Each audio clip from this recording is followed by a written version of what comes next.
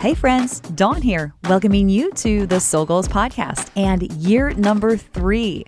This year, we are diving into expanding our perspectives, challenging our belief systems, and working the mental and emotional muscles of our souls.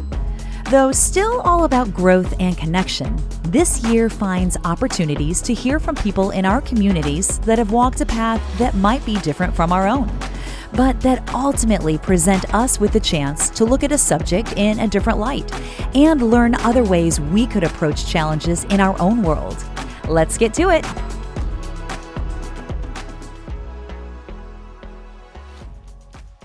Hi, everybody. Welcome to the Soul Goals podcast. My name is Dawn, and right next to me, I have the beautiful Macy Pruett from Nashville, Tennessee. Hi, Macy. Hi, I'm so excited to be here.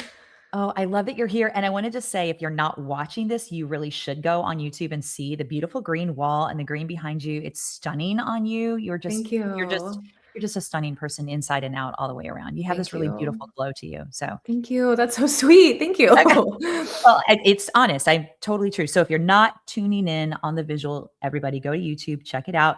Macy has a platform called Fittest Core, and she is here in Nashville. She has been a certified personal trainer. We were just talking about this for over a decade, like 12 plus years now. And what her Fittest Core platform deals with is pre-pregnancy, pregnancy, postpartum recovery, and everything in between for moms that may be struggling, that moms that need that information, need that boost, kind of need that lift. You also do one-on-one coaching. And I will say with this app, because the Fittest Core is an app, so across the country, you have clients all over the place, not just Yes. centralized in Nashville. So Yes. I have clients in Australia and New Zealand and Croatia. I have clients all over the world, which is absolutely insane and incredible. It's very, very cool. gosh, I love that. And we initially met when I was transitioning out of the personal training world, and you were coming into it. And I was like, you just carry, when you meet those people and they just carry this really great energy about them. So I love that you're doing what you're doing, and you're gifting so much information to women that need it, mothers that are needing it, expectant mothers that are needing it. I think there was a real gap. And I believe that's probably the reason that you started your program and your platform with that gap. So 100%. tell me a little bit about what it was that made you say, this is missing. I want to address this with women in all these different places.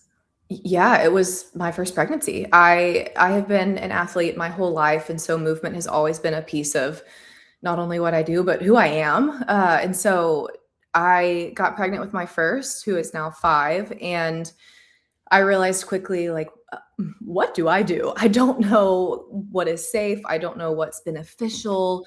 And with your first pregnancy, there is all this fear of, am I going to hurt baby? And is this okay? And I very quickly realized that that was the case, and I wanted to figure out what I could do, and because I didn't want movement to not be a part of my pregnancy. And so I really quickly started learning and researching and got my certification in pre and postnatal, and I created my very first prenatal program. And it was actually what I did myself during my first pregnancy, which has kind of been the name of the game with my whole platform. Is any program that I have created, it's what I use as well during that phase of motherhood. And so, yeah, it all started because I personally felt that gap in education, and I wanted to learn it for myself, and therefore help other women not feel, clueless or helpless or overwhelmed by what they can or can't do when they're pregnant. That's a great word, overwhelmed, because I think, and I'm a mother of 2 as well. And I think back to those times when I was raising one child and I was pregnant with the other, and the overwhelm that comes with it. So having a voice like yours to kind of bounce things off of, and to talk back and forth about education for your specific circumstances, I think that's really the caveat that I think you carry. And as a one-on-one coach, you can do that so specifically for people. And I love that you have clients in Australia and Croatia. Isn't that That's cool? amazing. It's really special. It's crazy that there are women all over that trust me, and I get to connect with women all over the world. I feel very special for sure. Oh, well, I love that. But today we want to talk specifically about the subject of body image. And I know for me, that has a huge, deep well of a lot of information that I'm open and talking about from my struggle with an eating disorder years ago, Mhm. and what that personally provided for me and in what direction that went for me, and how I kind of went in my platform and kind of how I went in my movement. Like what you were talking about for you creating Fittest Core because it came out of something that was personal for you and something that you felt you needed. So I think a lot of our experiences are born out of that place of personal experience, that personal need and Mhm. the circumstances that we walk through. So let's just jump right into this topic of body image because Yeah. I know you're seeing it every day with your expectant moms, with your new moms, with your pregnant clients as well. But even on the front end of that or the back end of all of that, there's such a huge buzz around body image. Like we say Mhm. that word and I mean, throw it in the hat. There's going to be 5 gazillion different things you can say about it. Mhm. So, all that being said, your relationship with your body, I think is it's interesting because you talked about this being so important to you, something that you didn't really know about, and that Mhm. being the start for you. Was there ever anything that went beyond that for you that went, body image to me, what does that personally mean? And how does that fit into my platform? Yeah, and I love this topic, which when you reached out to me to do this and said it was body image, I was like, oh, I'm not going to pass this up because it's such an important conversation. And so I think body image means something different for everybody. Obviously, to answer it for myself, there is the obvious answer of how you see yourself, right? I mean, if Mhm. we're taking the word image literally, like it is how we view ourselves, but and view our body, of course, but it's also how you feel in it. And that is one thing that I have really had to work on in my personal journey is that body image isn't just the aesthetic piece of it. It is also how I feel in my body and learning and really focusing on what my body's capable of.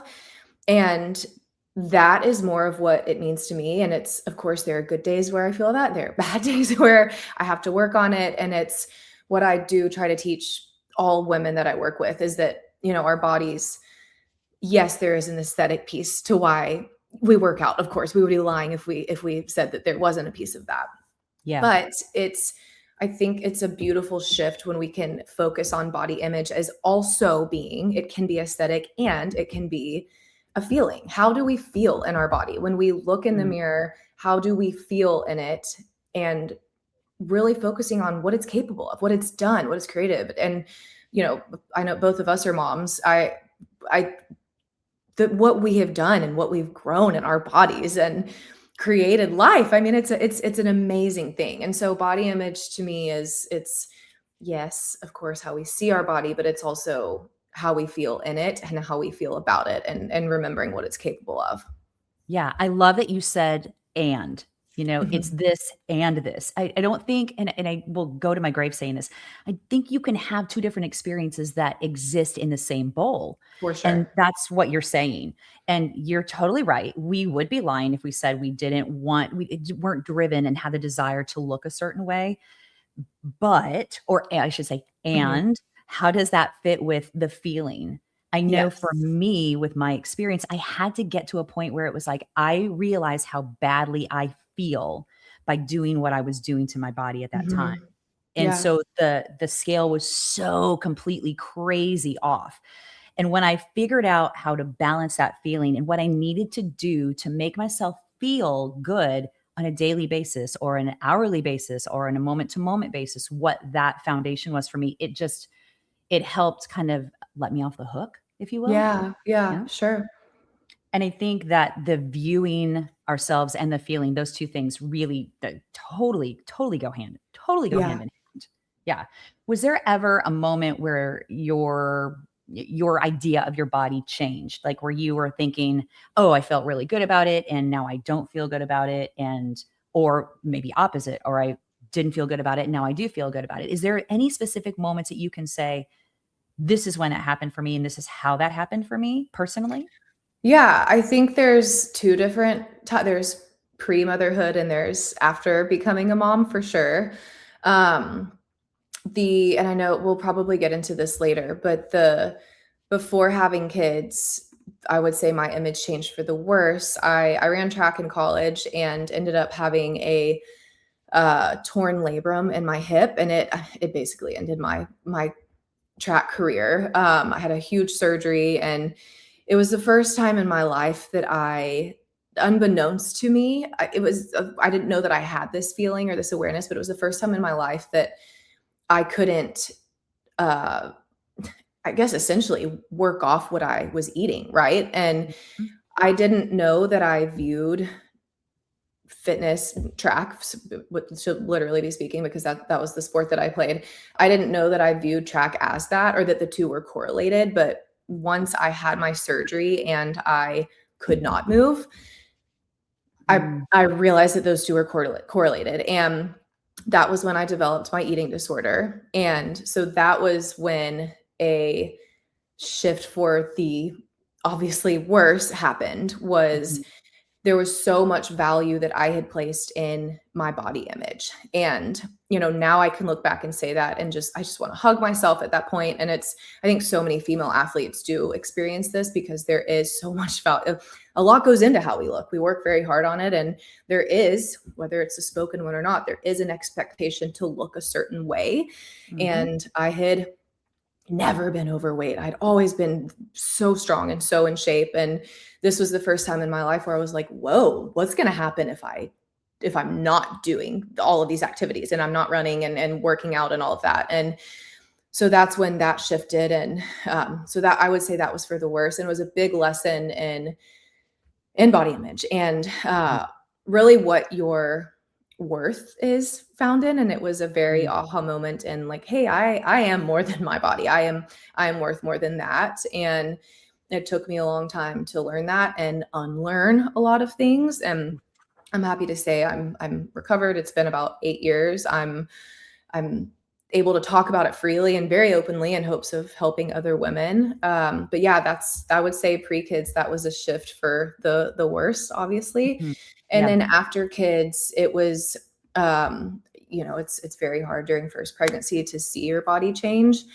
But once my son was born, my why shifted, and I no longer trained or worked out to look a certain way. It truly was to be something. And I wanted to be the strongest for my son that I could be. And there was so much beauty in what I had just done, and growing him and birthing him and feeding him, and, all of these things, that there was this almost, I guess, newfound respect for my body. And that was really when that shift was made into, okay, like, I can work out for other reasons. It doesn't have to be aesthetic. I can work out because I want to be, like, my why is my son. I want to be the healthiest I can be for him. And that was a shift for the good. And that's still my why. I want to be, I train for motherhood, and to be the strongest and most capable and healthiest that I can be for both of my boys. I love that. Train for motherhood. That's such a great piece.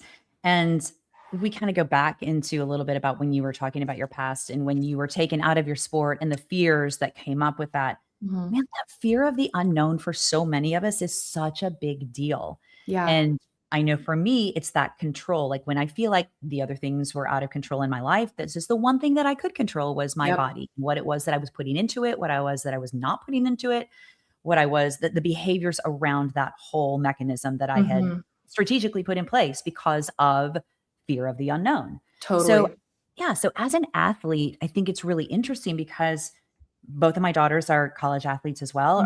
And the injury situation that happens is a huge checkpoint of, whoa, like, I almost think it can be a gift for us to go, slow down. Let's take a bigger look. Let's zoom out and look at the picture bigger about where your worth really is. Is it tied to your sport? Is it tied to your body? Is it tied to something outside of that inner knowing that we are as people? And as females too, that whole drive to look a certain way it's such a dominant thing. It's such a dominant thing. Yeah. We think about social media stuff, and like how that is, how we are perceiving women in general. Yeah. And then you think about what you're doing with, pregnant ladies as well as postnatal, I'm going to think about when I had both of my kids, the months that followed were really Mhm. hard. Mhm. The Yes. hormones that are shifting, first of all, and how that affects your brain, and your Totally. body is quickly changing, getting pregnant as well as through the pregnancy, and then as well as that postpartum time period. Yeah. So let's talk a little bit about what you're seeing in the struggles in that community for you, for what your clients are really kind of having to unpack about their body image through those pieces of time. Yeah, the most common thing I hear, and this can kind of circle back to what our topic of, using the word and not but. The most common thing I hear is, I'm so thankful for what my body just did, and I'm so thankful for my babies, but I don't recognize myself anymore. And my response to that is always, hey, I hear you, but both things can exist. You Mm. can be so thankful for what your body just did, and you can want to feel different in it. And that doesn't, one feeling doesn't take away from the other. Just because you want to feel a different way in your body or you want to see it change doesn't take away your gratefulness for motherhood and what all your body has accomplished.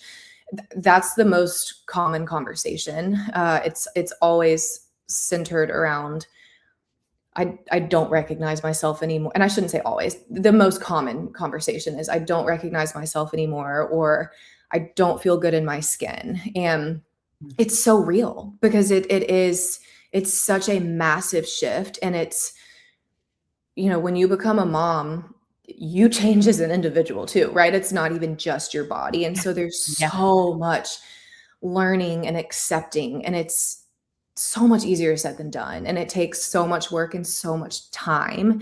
And that's what I wish was construed more, that that's where social media misses the boat. Is there's all of these images and transformations and all of that, which, like, yes, can be, motivational and inspiring and all of those. And everybody's transformation is vastly different. And there's no right timeline for, healing and recovery and transforming your body. And I wish that social media portrayed it in a different way, because I think a lot of women see, the crazy transformations are the ones that took 3 months instead of 3 years. And they think, well, that's how it's done. That's how why don't I look this way? And it's just, everybody's different. It's not supposed to be that way. You don't look that way because that's not your body. Everybody's journey is so different. Yeah, and I think that social media piece, we can get so caught up in seeing Mhm. that and going and not recognizing ourselves, kind of going back to what you were just saying. When we don't recognize ourselves initially, I don't think we're giving ourselves the power to stand in who we really are, to be able to Mhm. look at that social media post and go, okay, that's them. I can separate myself from what they're saying and from what their Yes, experience is, and trust that my body and my brain and my path is different and it's still beautiful, you totally. know? You Yeah. said something earlier about unlearning, when you had Mhm. to unlearn behavior. I think that's really an interesting piece. And I just love the and. There's not a Mhm. but. It's the and. Two things can exist, and this exists simultaneously. But unlearning some of those old behaviors, I believe, is a really challenging thing. How do you help clients with that piece? I mean, Yeah, because it's obviously, like, I will think about my personal training days. I really think I should have probably gone to, got my master's in psychology, yeah, because we're yes, dealing with such emotional pieces when someone's working out. They're for sure, releasing and letting go and opening, like cracking themselves wide open. for And some sure. of the things that come out are so vulnerable and so trusting for us as trainers. Mhm. So how do you hold that for those clients, and how do you help them with that piece? Yeah, well, what's funny about that is I thought I wanted to be a therapist. I graduated from college with a degree in therapy, which is, Really? yeah. And so that's really how I wound up doing what I do now. I have a very genuine love for people and kind of, yeah, people's stories and why they are the way they are. I ended up not wanting to take the whole extra school counseling route, and thank God I didn't, because I am where I am today. But yeah, my combined love for fitness and really people and that, like, therapeutic psychological side of them is why I do what I do now. But yeah, I mean, holding that for them first and foremost, I genuinely, I love that. I love to have people open up to me and talk to me. And I think I'm a good listener, and I like to hear people's their whys, or how they became who they are, and what they're currently dealing with, what their struggles are, and what they're proud of, all of these things that we can get out of people. And when you are, as you just stated, when you are with somebody in a vulnerable state, which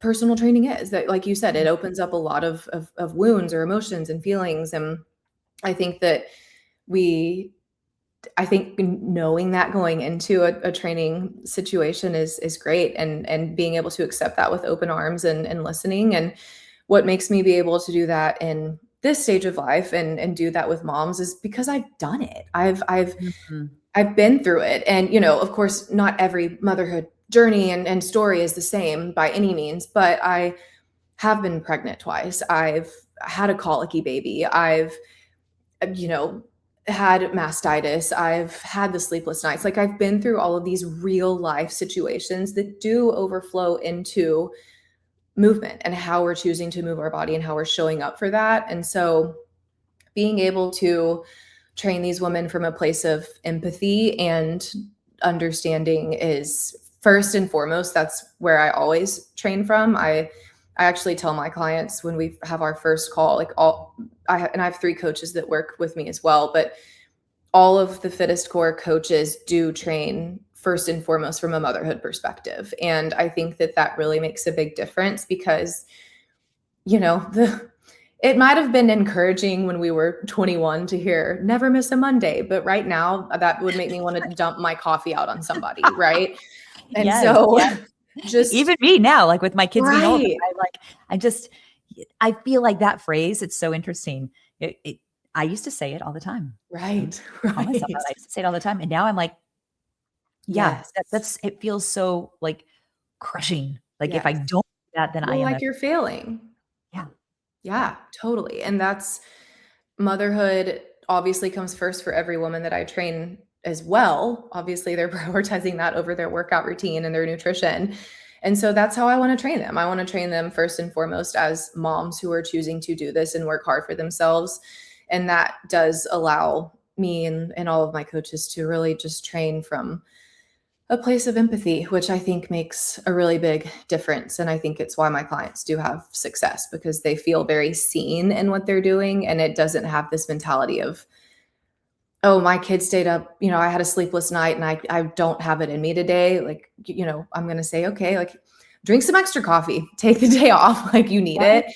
We'll pick back up tomorrow. And just lovingly coaching women through what they're trying to do makes a really big difference. And being adaptable is what I'm hearing you say, Mhm. and that you're giving them permission to be adaptable to their Mhm. day, to the circumstances, to the sleepless nights, For to sure. the colicky child, to the all the things, to the sick baby in the middle of the night, all Mhm. of the different things, because there's no absolute for any of us. And that's so cool that you went to school for therapy and Mhm. that you're doing this. It's a really nice combination of the two. I feel like everyone needs to know, your clients obviously know they're in such good hands, but what you're giving people is not just the physical movement, it's that emotional container. You're holding a big Mhm. container for them, which is Mhm. great. So it just makes me love you more, Macy. I Oh, really thank you, Dawn. That's really sweet. yeah.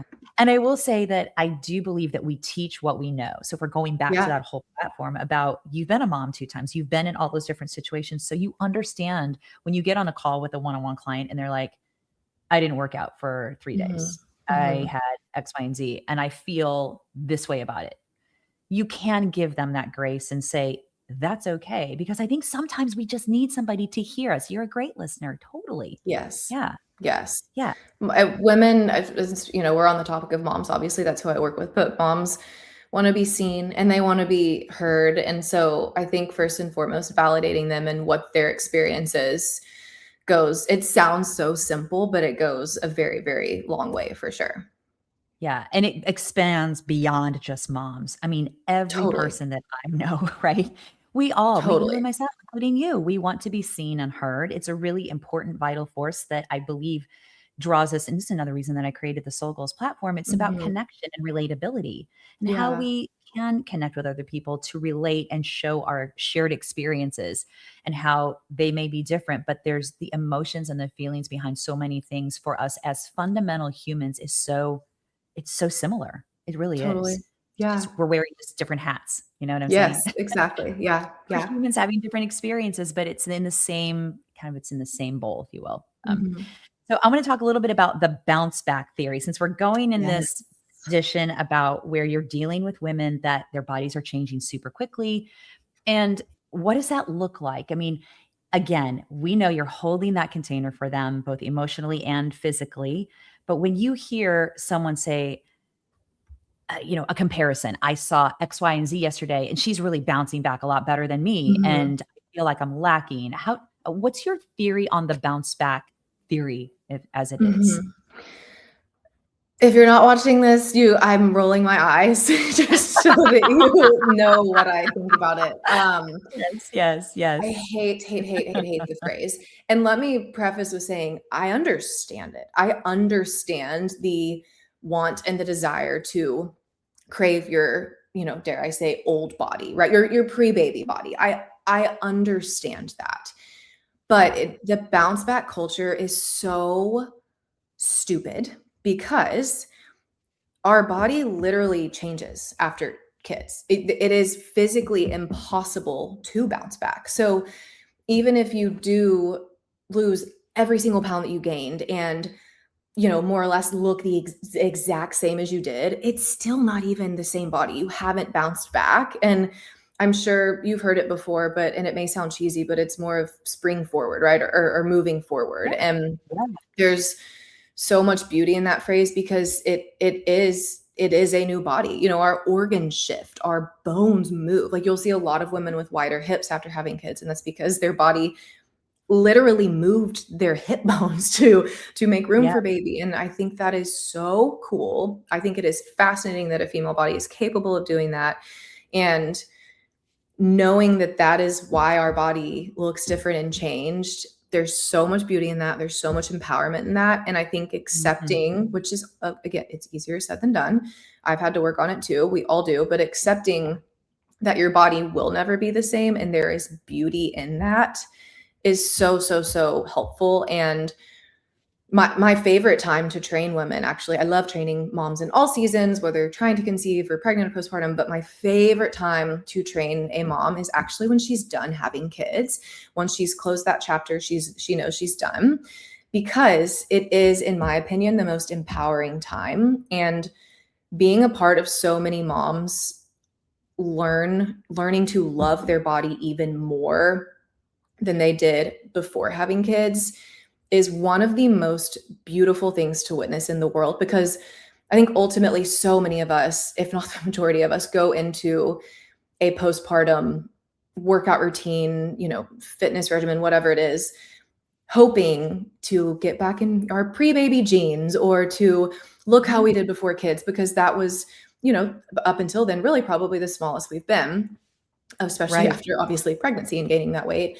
And so right. that, whether we admit it or not, I do think that that is the goal. And so women that kind of surpass that like pre-baby body that they thought was it, and they see an even better, stronger, healthier, more confident, more beautiful version of their body, there is no cooler thing to witness. And I I wish I could scream from the rooftops that it is possible for every single mom to accomplish that. And most of my clients have heard me say this, but I call it, for if I were having this conversation with you, Dawn, I would say this is Dawn 2.0. Like you've Oh, I been love it. Dawn, and now we are entering Dawn 2.0 era. And this is when you get to be who you're really supposed to be, right? And physically, emotionally, all of those things. And I could talk about it forever because I just think it's the coolest thing ever. So yeah, all that to say, I don't like bounce back. I think that it's dumb because nobody will ever bounce back. It's because Yeah. your body's changed, and I think there's so much beauty in that.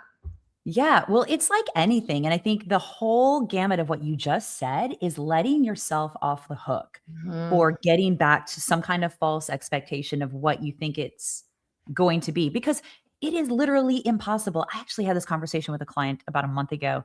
So, like, look out my window. There is grass growing right now. And that blade of grass may look similar next year, but it's never going to fundamentally be the same. If we Mhm. look at it from a scientific standpoint and were to take that blade of grass and analyze it at the exact same time next year as it is right now, Yep. it's going to be different. So if we look at it from a scientific standpoint, your body is different. And again, it goes back to the and statement. You know, you Mhm. beauty, it can be beautiful and accepting. Totally. So let's talk just a little bit about the accepting piece, because I think that that stands to have some good conversation about it. Mhm. Do you believe that when we get to that point of accepting our bodies, that it's an age thing, it's an experience thing, or is it we've had something that's happened that's forced us to go, I have to do this now? Mhm. Or, and maybe maybe your personal experience can speak on that too. Sure. What does that mean for you?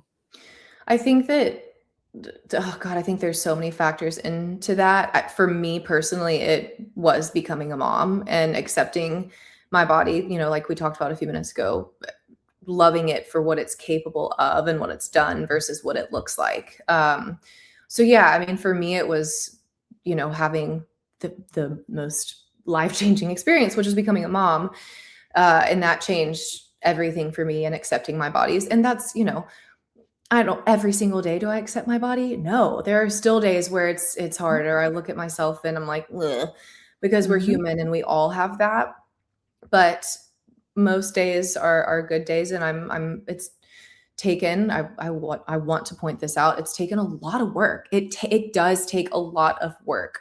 And I don't mean physically. I mean mentally. It takes a lot of Yes. work I mean, to get to that place. And it is a constant effort, I believe, and it requires a lot of self self-love. I feel like that phrase is thrown out very probably too much, but it does require a lot of self-love. It requires a whole lot of self-talk. How you talk to yourself is huge. It is huge. And that's been one thing too that's very I don't have daughters. I know you can speak to this more, Dawn, probably, but I have two boys.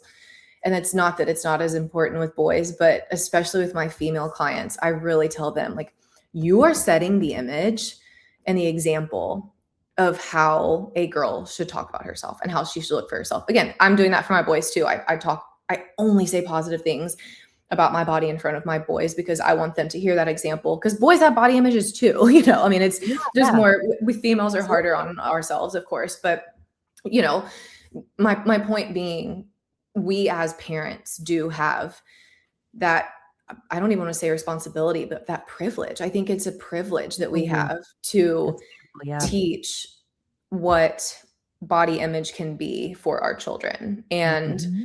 I know for me, I'm 34. I grew up, in the 90s, and that the way that women talked about themselves was solely based, from what I remember as a child, solely based around a number and size and how small can we be. And that was the almond mom era, and all the like Adkins diet, like all of those things that Yeah. now are of the past, I think, mostly. And um, I know a lot of women that I talk to in my generation and my age talk about the unlearning that we've had to do in body image not being about a number or size, and about it being, the whole message of this conversation that we've had the whole time about what Right. your body's capable of. And so yeah, I feel like I've kind of gone on a tangent there, but I think it's very cool that parents get to teach their kids, hey, this is how we talk about our body. We don't we talk positively, and I think that goes a very long way.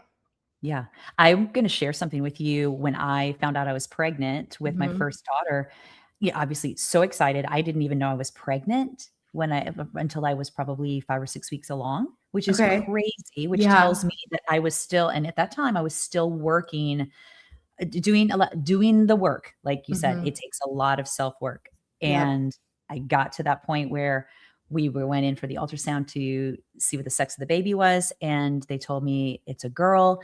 And I walked out of that ultrasound office crying, and not Mhm. tears of joy, tears Mhm. of anxiety, Yeah. because all I could think was, "Oh my gosh, I'm growing this beautiful human that's healthy, but it's a but." I said the but, not the and. Mhm. Mhm. "But it's a girl, and I just walked through a lot of shit of my own, Yeah. really bad Yeah. stuff. Yeah. How am I going to be responsible? How am I gonna be trusted to raise a daughter with that background that I had to walk through? I'm gonna mess this up so Yeah. badly." And it took a good bit of time for me to go, "All right, let's unlearn, Mm. let's give grace, let's find understanding for the process, and let's create the and instead of the but." And Yeah. that was such a big thing. So, yeah, Yeah.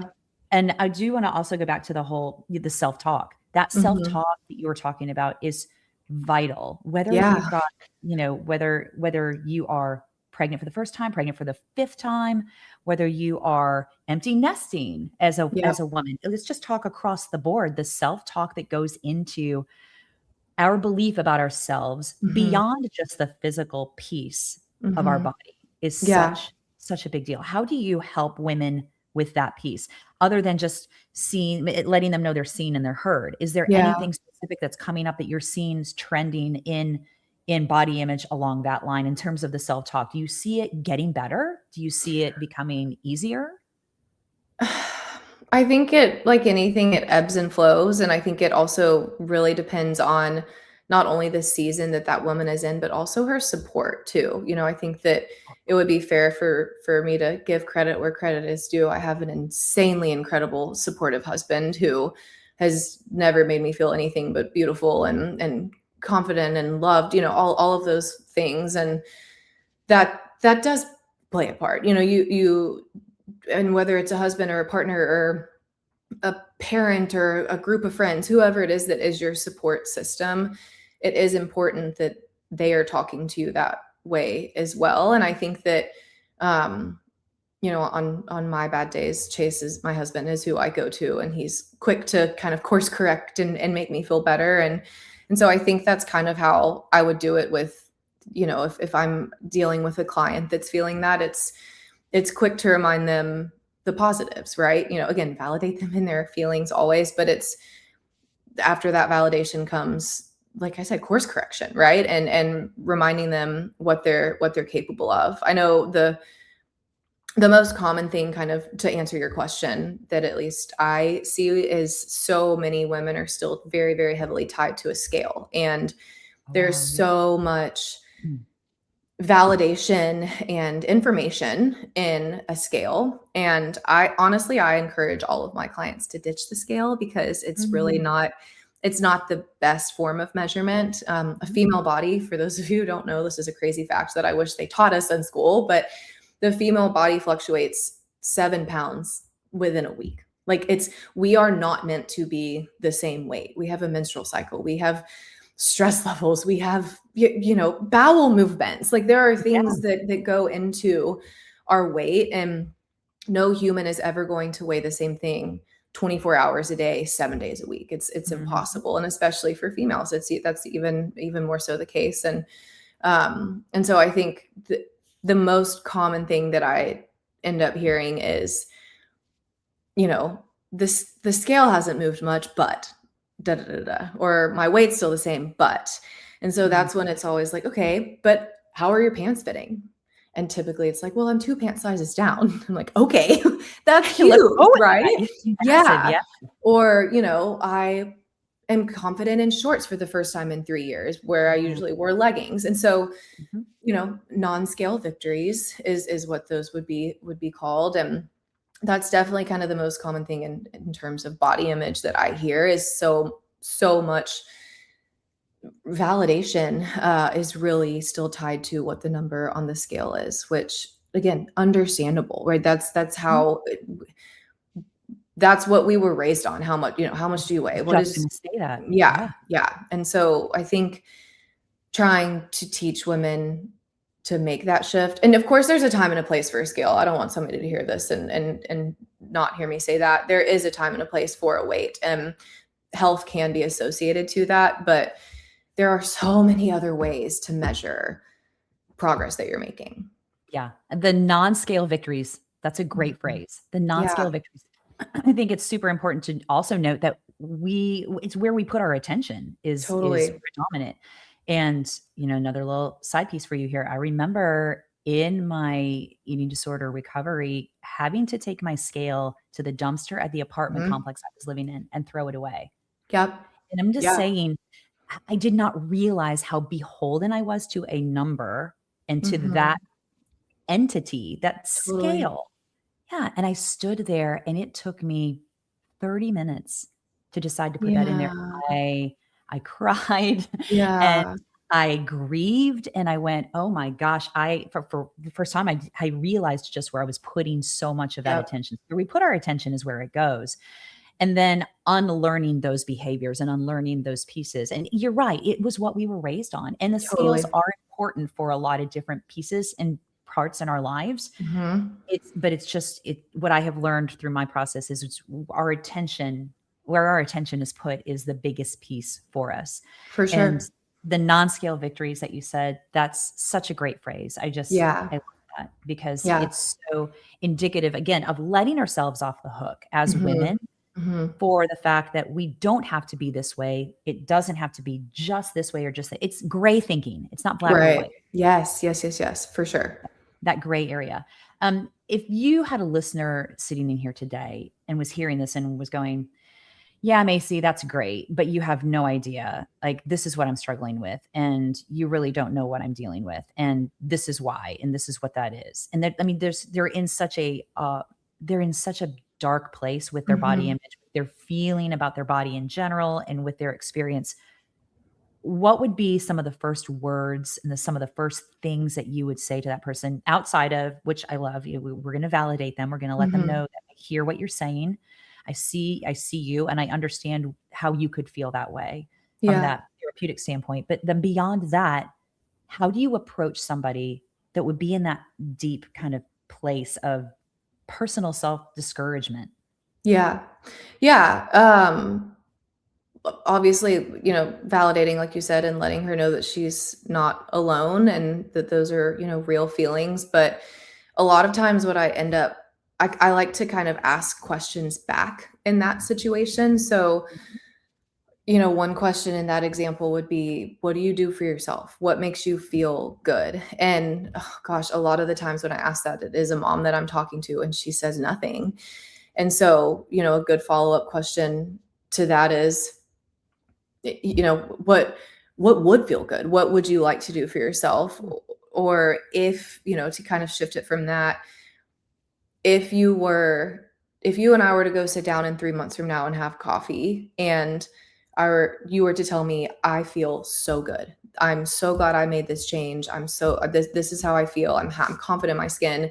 What would have to take place between then and now to get you there? What would that look like? And sometimes it's, as simple as just starting to work out, and sometimes it's I don't know. And so just Mhm. kind of talking through almost the visualization of, this is where you're at now. Imagine what it would feel like to be here and to be feeling this way, and then helping her kind of decide like what's going to bridge the gap between those two places. Yeah. So that feeling good, I think this is an interesting piece too, because when you're asking a question, what would make you feel good? What would be proper self-care for you? I like that kind of just went boom for me because I Mhm. feel like so many of us as women, as mothers, and as people that are females moving through this world and all the Yeah. different things that we have, like starting at 5 a.m. till 11 o'clock a lot of Mhm. times, Yeah. all the things that go with it. I think it's foreign to so many people. They don't even have a concept of what self-care, what they feel Mhm. that they need, Mhm. and how do you broach that? Where do you start with that? Yeah. Because and maybe it's just them being aware that they don't even know what that is, that Yeah, can make a switch. for sure. Well, and I think a lot of times, I don't know if it's kind of the narrative that's in society or if it's a self narrative, but I think a lot of women feel like it's selfish to do that. And, the argument there is, it's a cliche for a reason, but you can't pour from an empty cup, right? I mean, Yeah. it's not possible. And so in my opinion, the least selfish thing a mom can do is pour into herself, because when you do that, you are a better mom, you're a better wife, you're a better friend, a better colleague. It's a ripple effect. When you pour into yourself, you can pour into others. And so I think helping a woman get to that train of thought, which is what, that it does take a lot of work and it does take a lot of mental shifting and accepting that. But once you kind of see the difference in that and you're like, oh, when I pour into myself, I'm a way better version of myself, then it's Yeah. so worth it. And that can be a really big shift for a lot of people. And it's Yeah. not selfish. It is not selfish to take care of yourself. That is the biggest thing. And I love what you said too. It could be either. It could be our Mhm. self-talk from our past experiences, from feeling like we've been in situations that have not been supportive. Let's go back to Mhm. that for a minute. You Yeah. have to have a community that supports you. And if you don't have that, what that work looks like to find that, because it's so vital. That Yeah. connection is and that relatability, and just again, such a big piece. But seeing and feeling those things once you've found what works for you, like that's the win. That's Mhm. the, I can take a deep breath. Yeah. But getting through the self-talk and getting through maybe the societal talk about Yes. it has to look like X, Y, and Z, which goes all the way back to the social media presence Totally. of whether you're seeing somebody that looks like they just had a baby 5 minutes ago and they are now a Mhm. supermodel. Yeah. I mean, Yeah. Right. Which they're out there and good for them. right, right. But the larger majority of people and where we are in the world and what we are dealing with on a day-to-day basis is not that. For You know, sure. we don't have access to so many different things that a lot of people do, but we also have different bodies. This is the whole Mhm. concept of this conversation, and Mhm. understanding that in that beauty of having different bodies, the capability that our bodies bring to our worlds and the things that we do and the roles that we fill in our lives, it's just such a this and this Yes. communion, if you will. Mhm. Mhm. Such a big deal. Tell Yeah. me what you hope every woman would feel about their body. What if you could wave a magic wand and women would go, "Oh, oh my gosh, I feel this way." What would that be? What would your hope and your dream be for every woman to feel in their body? Yeah. Empowered is the word that comes to mind, because I think empowered is kind of an umbrella of a lot of other things. I think when you feel empowered, you can feel confident and strong and beautiful. And it's kind of this, in my mind, like all encompassing word of just empowered. I want every woman to look at herself and be like, hell yeah, like my Mm, body has done this. It's capable of this. I'm strong enough for this. I've overcome this, because the female body is amazing. There's no getting around that. It's what the mhm. female body is capable of is insane. And that's I wish that females recognize that, because it's not just a few of us. It's every single female. Every single female's body is incapable Totally. is capable of so many things. And yeah, I think if there was one word, it would be just empowered by that. Yeah, and empower, like you said, you can open that umbrella up, and there's Yes, so many different raindrops that go along with it. There's for so many sure. different pieces that go with it. But I think it starts with that feeling that I'm worthy, I Mhm, matter, I'm mhm. seen and I'm heard, and finding the community to speak into that. And gosh, it just goes back to what you're doing. I think it's so real, it's so authentic, and it's so gracious holding that space for women that are in the ups and down cycles of, I think you said it earlier, to even trying to conceive. I mean, I know you work Yeah. with people that are in that process as well. Mhm. So there's frustrations. You're holding the emotion as well as the physical to try to bridge the gap between the two. Yeah. And then through pregnancy and postpartum, again with the hormones. And I think it's beautiful in talking about dealing with women that are done having children Mhm. and what empowerment looks like for them as well. Because I Mhm. can tell you, at 50 plus, my empowerment statement is a whole lot different than it was when I was 25 having Yeah. kids. Yeah. So much different. It's life lived, I guess. So, Yeah. yeah. Yeah. Oh, gosh. How can people find you, Macy? Tell me how they can connect with you to either get you a message, to join up the program, to get on your app and learn a little bit more about what it is that you're providing everybody? Yeah. Fittest Core, basically all around. Every platform is Fittest Core. So on Instagram, that's where I'm most in. I spend the most time there. I'm not as active on TikTok. But I'm on there. Same thing, Fittest Core.